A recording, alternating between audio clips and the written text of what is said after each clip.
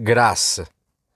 Eu me julgava perdido e sem valor até encontrar você, até conhecer você.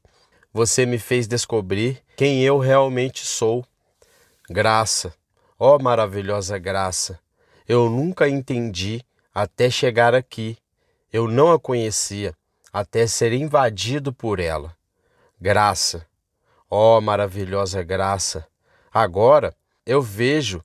Você me fez entender as lágrimas em meu rosto, lágrimas de arrependimento, lágrimas de um pecador. Você me fez descobrir quem eu realmente sou. A graça é indescritível. Mesmo os melhores vocábulos e adjetivos não podem expressar o que sente ou vive quem recebe a graça.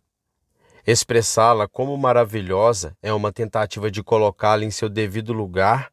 Sendo assim, Charles Haddon Spurgeon, com maestria e graça, consegue maravilhosamente expressar de forma ímpar o quão maravilhoso é a graça. Ela não é um sentimento bom, apesar de se sentir amado quem a recebe. A graça não é sensação de paz, mesmo que a paz venha agregada a ela. A graça vai além de um dom ou bênção. A graça é o próprio Deus manifestando o seu Filho na cruz redentora. Porque a graça de Deus se manifestou, trazendo salvação a todos os homens. Tito, capítulo 2, versículo 11. Ela, a graça é Ele, Jesus. Maravilhosa Graça, por Charles Haddon Spurgeon. Sermão 1279, pregado no Tabernáculo Metropolitano, New Winton. Eu vejo seus caminhos e o sararei, e o guiarei, e lhe tornarei a dar consolação, a saber, aos seus pranteadores. Isaías capítulo 57, versículo 18. Existem alguns objetos na criação que nunca deixam de surpreender o espectador.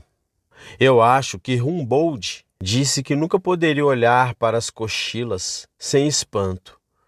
E eu suponho que alguns de nós nunca serão capazes de olhar para o oceano ou ver o nascer ou o pôr do sol sem sentir que temos diante de nós algo sempre fresco e sempre novo. Agora, eu tenho sido, não só por amar isto, mas por causa da minha vocação de pregar isso, um leitor constante da Sagrada Escritura, e mais que frequentemente desço a passagens bem conhecidas, e as passagens, ainda depois desses 25 anos, me surpreendem tanto quanto sempre. Como se eu nunca tivesse ouvido falar delas antes, elas vêm a mim, e não apenas com frescor, mas mesmo causando espanto em minha alma. Esta é uma das porções da Escritura. Quando eu li o capítulo que descreve a maldade, a impiedade horrível de Israel, quando percebo os fortes termos que a inspiração utiliza e nenhum deles muito forte para expor a maldade horrível da nação, isso me desconcerta. E depois vejo a misericórdia que segue, em vez de julgamento. Isto me esmaga. Eu vejo seus caminhos e não é adicionado irei destruí-lo ou varrê-lo para longe, mas o sararei. Em verdade, a graça de Deus, como as grandes montanhas, não pode ser dimensionadas, assim como as profundezas do mar, ela nunca pode ser compreendida, e como o espaço, ela nunca pode ser medida. Ela é, como o próprio Deus, maravilhosa, incomparável, sem limites. Ó, as profundezas! Ó, as profundezas! Tentarei expor a surpreendente graça de Deus como seu Espírito me capacitar, ao mostrar primeiro que o pecador é contemplado por Deus. Eu vejo seus caminhos, e ainda assim o pecador é objeto da misericórdia divina, e o sararei, e o guiarei, e lhe tornarei a dar consolação, a saber, aos seus pranteadores. O texto declara que o pecador tem sido observado pelo Senhor. Muitos homens aliviarão uma pessoa desconhecida em perigo, a quem não pensaria em ajudar se conhecessem o seu caráter. Alguns corações generosos estão perpetuamente vitimados dessa forma. Eles dispensam seu dinheiro para aqueles que são totalmente indignos, mas se soubessem desta indignidade, não seriam tão liberais com suas dádivas. Agora, o Senhor está ciente da indignidade daqueles a quem Ele dá a sua graça. E é a glória desta graça que Ele a derrama sobre o absolutamente indigno. Ele sabe exatamente o que os homens são e ainda assim Ele é bondoso para com o mal e para com os ingratos. Ele dá a sua graça para aqueles que, como Manassés e Saulo de Tarso e o ladrão moribundo, não têm nada senão pecado sobre eles e merecem a sua ira em vez de seu amor misericordioso. Observe, em primeiro lugar, que a onisciência de Deus tem observado o pecador. O homem, ao viver em rebelião contra Deus, está tanto sob os olhos de seu Criador, como as abelhas em uma colmeia de vidro estão sob seus olhos quando você está assistindo todos os seus movimentos. Os olhos de Jeová nunca dormem. Eles nunca são retirados de uma única criatura que ele fez. Ele vê o homem, o vê em toda parte, o vê por completo, de modo que ele não apenas ouve as suas palavras, mas conhece os seus pensamentos. Deus não se limita a contemplar suas ações, mas pesa suas motivações e sabe o que está no homem, bem como o que sai do homem. Um deles é muitas vezes levado a clamar: tal conhecimento é maravilhoso demais para mim. É tão alto que eu não posso alcançá-lo. Que Deus saiba de tudo, até mesmo todas as pequenas coisas sobre o pecado do homem, é uma coisa terrível para as almas não perdoadas pensarem. Eu estava lendo no outro dia uma observação muito bonita sobre uma das frases de Nosso Salvador e eu não posso deixar de citá-la para você. Você se lembra? Ele diz que 2 passarinhos não vendidos por um asse e ainda um deles não cai no chão sem o seu pai? Mas em outra passagem ele diz: não se vendem 5 passarinhos por 2 asses? E nenhum deles está esquecido de Deus. Você percebe isso? 2 por um asse, 5 por 2 asses, para que haja lance ímpar em tomar uma quantidade dupla. Apenas um pardal. Ninguém se importa com um pardal ímpar, mas nenhum deles é esquecido por seu Pai Celestial, nem mesmo o pardal sem par. E assim, não há pensamento dos seus, nem imaginação, nem ninharia que você tenha esquecido completamente, ou que, na verdade, você nunca teve a menor atenção tenha escapado a atenção de seu Pai Celestial. O texto é verdadeiro em máxima medida possível. Tenho visto seus caminhos. Deus tem visto os seus caminhos em casa, os seus caminhos no exterior, os seus caminhos na loja, suas maneiras no quarto de dormir, os seus caminhos interiores, bem como os seus caminhos fora, as formas de seu julgamento, os caminhos de sua esperança, as formas de seu desejo, os caminhos de sua luxúria maligna, os caminhos de suas murmurações, as formas de seu orgulho.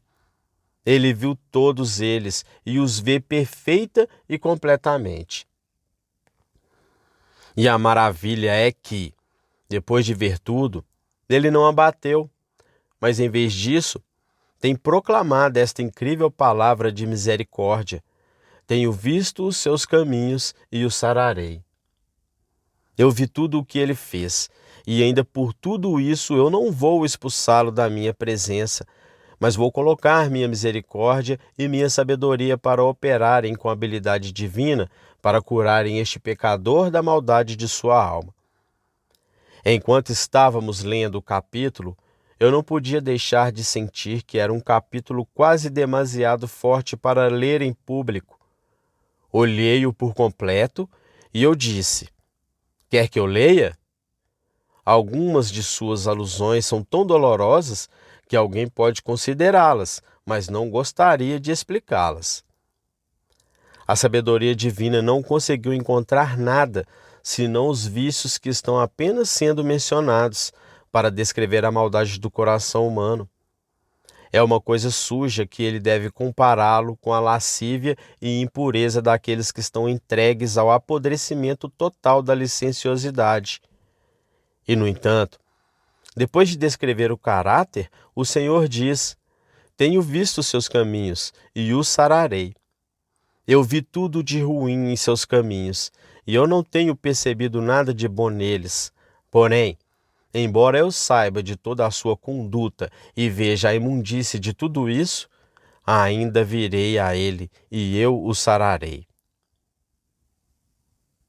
Você percebeu, enquanto eu estava lendo, que as pessoas descritas eram um povo que antes zombavam da religião? De quem fazeis o vosso passatempo? Contra quem escancarais a boca e deitais para fora a língua? Eles tinham feito o nome e a honra de Deus os temas de profano esporte.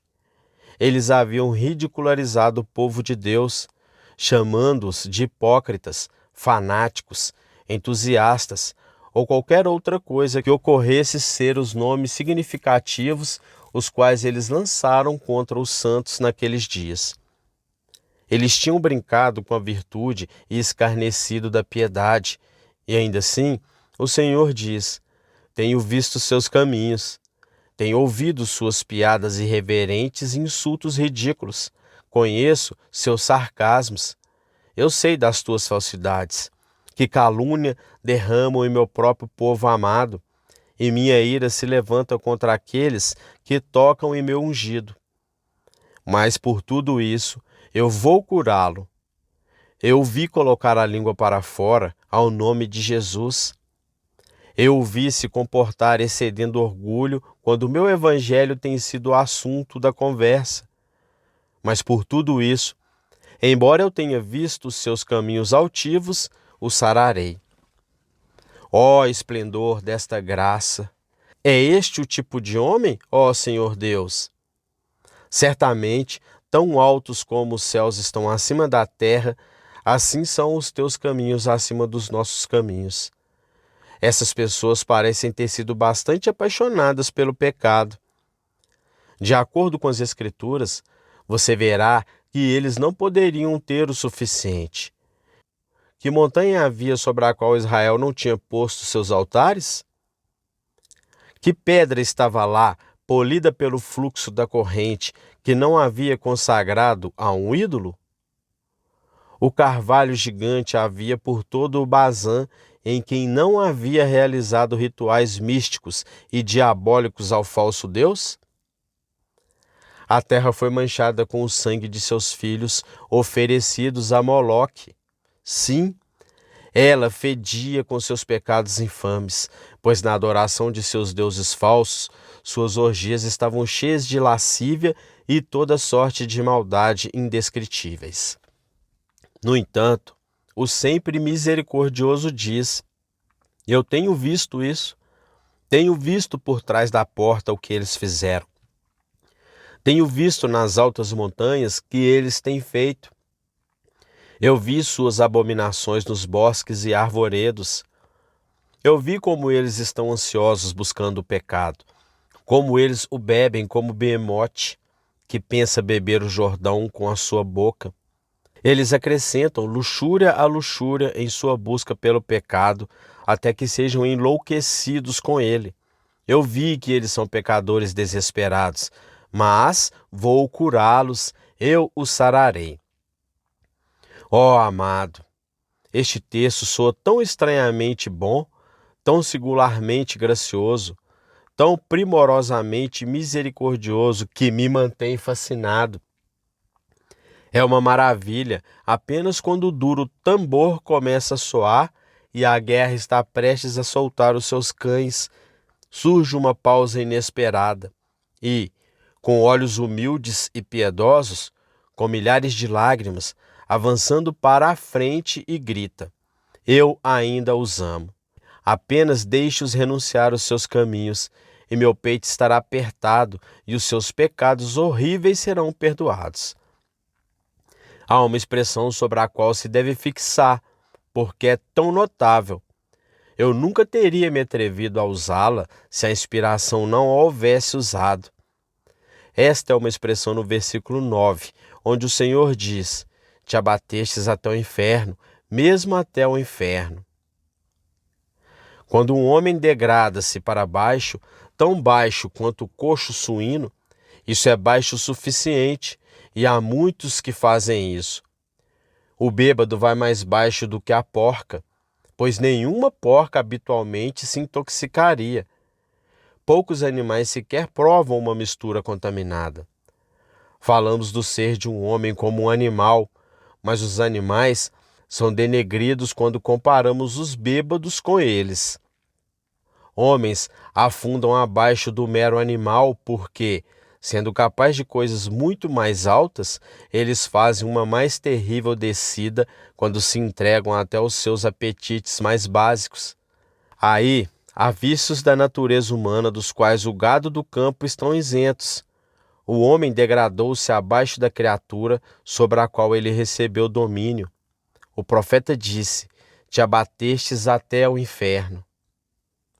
Eu digo de um homem quando ele desafia o seu Criador e blasfema seu Salvador, quando depois de cada palavra ele usa um juramento e banha sua conversa com expressões profanas, como alguns fazem. Que bem pode haver em tal maldade desenfreada? O que se ganha com isso? Suponho que o diabo, ele mesmo, não é um tal blasfemador como algumas pessoas são, de quem tenho a infelicidade de ouvir, mesmo em nossas ruas quando andamos. Suponho que Satanás tenha algum método em sua profanação, mas uso isso por mera falta de outras palavras. Homens descem ao nível do diabo quando são maldosos para com seus pais idosos, ou, por outro lado, desnaturados para com sua própria prole. O que posso dizer da crueldade abominável de alguns homens para com suas esposas? Eu acredito que se o diabo tivesse uma esposa, ele não iria tratá-la como muitos homens tratam suas esposas. Criaturas chamadas homens são frequentemente trazidas diante de nossos tribunais policiais e os encargos provados contra eles que nos fazem completamente enojados com a natureza humana. Será que o feroz leão, o tigre selvagem ou o javali tratam seu companheiro de modo tão doentio? Quantos são, portanto, rebaixados até o inferno? No entanto, ainda assim, isso deve chegar aos ouvidos de qualquer um que tenha se rebaixado assim. Deixe-o ouvir isso. Eu vi os seus caminhos. Eu o vi rebaixar-se até o inferno. No entanto, o sararei e o guiarei e lhe tornarei a dar consolação. Ora, diz alguém, isto parece bom demais para ser verdade. Ora, se fosse você lidando com os homens, isso seria bom demais para ser verdade. Mas você está lidando com aquele de quem está escrito: quem é Deus semelhante a ti, passando pela transgressão, a iniquidade e o pecado? Todo tipo de pecado e blasfêmia serão perdoados aos homens. O sangue de Jesus Cristo, seu Filho, nos purifica de todo o pecado. Eu digo mais uma vez, eu não sei como colocar essa declaração da graça em palavras forçadas o suficiente. Eu fico espantado. Eu não estou aqui para explicar. Eu não posso explicar isso. Eu estou aqui para apresentá-la, mas eu não posso fazer isso completamente. Então, me surpreende que o amor eletivo de Deus deve lançar seu olho mesmo sobre o mais vil dos vis, e que ele diga: eu tenho visto, eu sei o que ele fez. Eu percebo tudo isso e ainda assim pretendo salvá-lo e eu o salvarei. O próprio céu deve se surpreender que mesmo tal desgraçado foi salvo. E o próprio inferno estremece em suas profundezas mais baixas, ao mesmo tempo em que vê contra que Deus gracioso ele se atreveu a ofender. Mas devo proceder para perceber em seguida que Deus não somente viu seus caminhos no sentido de onisciência, mas ele havia inspecionado seus caminhos no sentido de julgamento. Ele diz: eu estava irado e eu me escondi, eu mesmo. Ó pecadores, não pensem que porque viemos hoje à noite para pregar a livre graça e morrendo de amor por vocês, proclamamos o perdão completo através do sangue de Jesus, que, portanto, Deus é conivente com o pecado. Não, ele é um Deus irado e não poupa o culpado. Tão certo como o fogo consome o restolho, assim a sua ira arde contra a impiedade, e ele a destruirá totalmente de sobre a face da terra, pois Deus está irado com o ímpio todos os dias.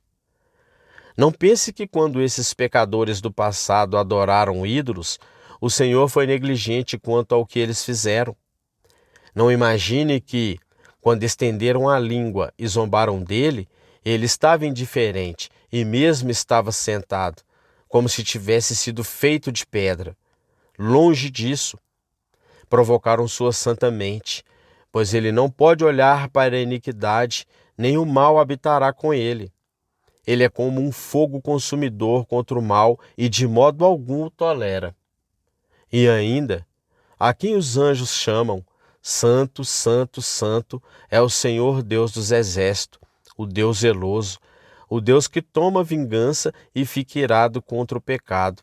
Mesmo ele disse: eu vejo seus caminhos e os sararei. Ah, se fosse uma questão de indiferença a ele, se Deus estivesse endurecido para que ele não se importasse com o pecado, como alguns homens são, ou se ele fosse pouco sensível ao pecado, como nós somos, eu poderia entender seu perdão aos pecados. Mas quando me lembro que o pecado, por assim dizer, toca na menina do seu olho e move o seu coração e ira o seu espírito, então eu estou espantado que no mesmo momento em que ele denuncia o pecado, ele olha para o pecador e diz, com lágrimas de piedade: tenho visto seus caminhos e o sararei.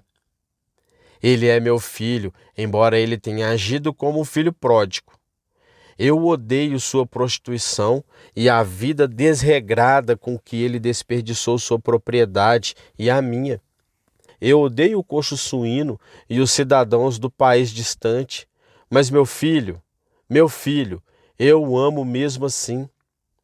E quando ele voltar para mim, vou recebê-lo com um beijo e direi: trazei depressa a melhor veste e vestilho. Coloque um anel na mão e sandálias nos pés, e deixe-nos comer e nos alegrarmos por isso, pois meu filho estava morto e reviveu. Ele estava perdido e foi achado.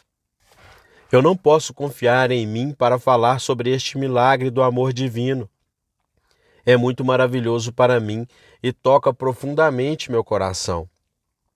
No entanto, mais uma vez neste ponto, não foi apenas que Deus tinha visto e observado o rebelde e tinha julgado mal de seu pecado, mas o Senhor lhe havia testado. Se você ler o capítulo todo, verá que Deus diz que ele tinha tentado recuperá-lo por castigos. Ele diz: pela iniquidade da sua avareza me indignei e o feri, escondi-me e indignei-me.